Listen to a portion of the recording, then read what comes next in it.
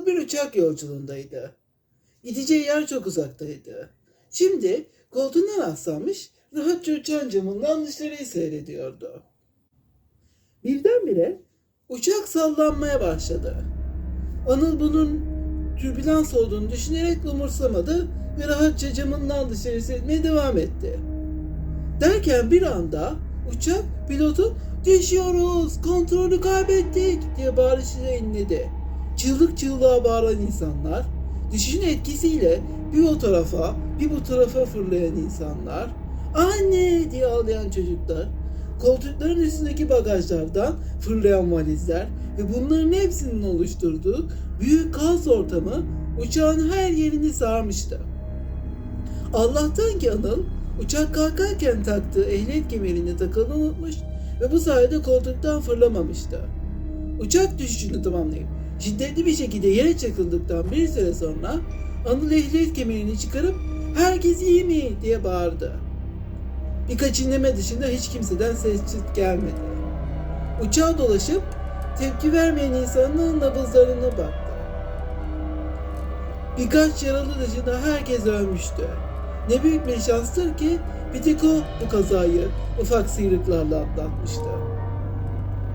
Hemen yaralılara ek yardım yaptı. Daha sonra uçağın nereye düştüğüne bakmak için dışarı çıktı. Uçak etrafı dağlarla çevrili ıssız bir ormana düşmüştü. Allah'tan ki Anıl daha önce seyrettiği doğada hayatta kalma programları ve gittiği izcilik kampları sayesinde doğada hayatta kalma konusunda az çok bilgi sahibiydi. Uçağa geri dönüp yaralılara "Size yardım getireceğim" dedi. Daha sonra uçaktan ormanda işine yarayabileceği ne varsa toplayıp çantasına koydu ve uçaktan çıktı. Daha önce seyrettiği doğada hayatta kalma programları sayesinde bir akarsunun aktığı yönü takip etmenin onu bir yerleşim yerine götürebileceğini biliyordu. Çünkü ilk çağlardan günümüze kadar insanlar yaşamlarını tatlı su kaynakları etrafında oluşturmuştu.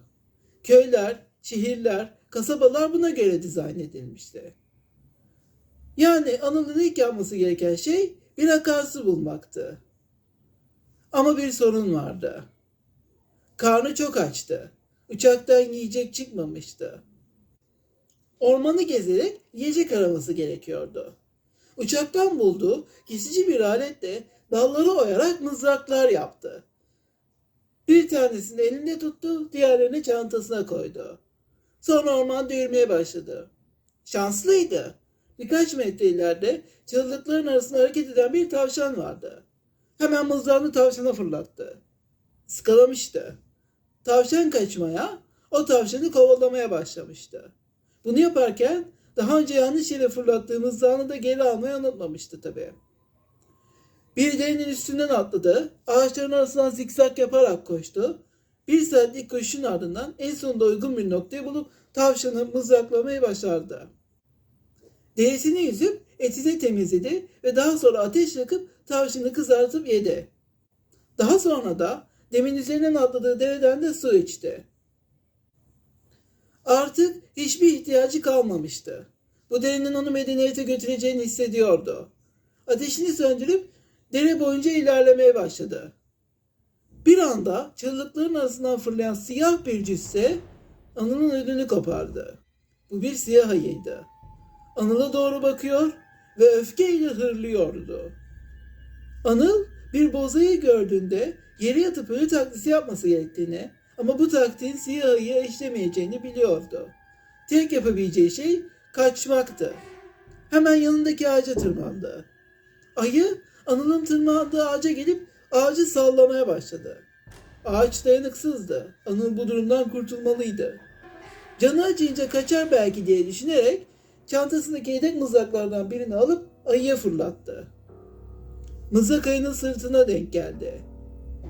Canı çok acıyan ayı kaçmak bir kenara dursun.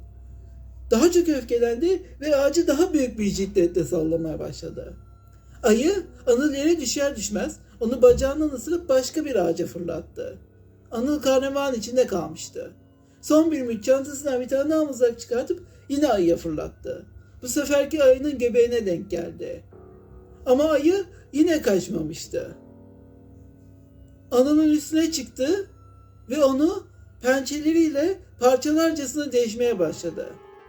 Canı çok acıyan ve öleceğini anlayan Anıl kelime-i şehadetler getirmeye başladı. Hayatı gözlerinin önünden bir film şeridi gibi akıp geçiyordu. Ne tuhaf bir şanstı. Çok kötü bir uçak kazasından sapasağlam kurtulmuştu ama bir ayı yüzünden öldürülüyordu. Derken çoktan ölmüş olmalıydı ki gökyüzünden bir ses duymaya başladı. Annesinin sesiydi bu. Anıl, hadi uyan artık. İşe geç kalacaksın.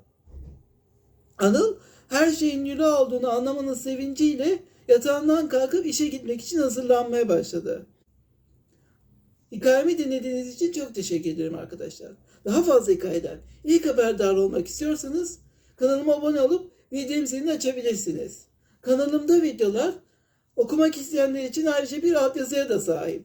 Sağlıcakla kalın.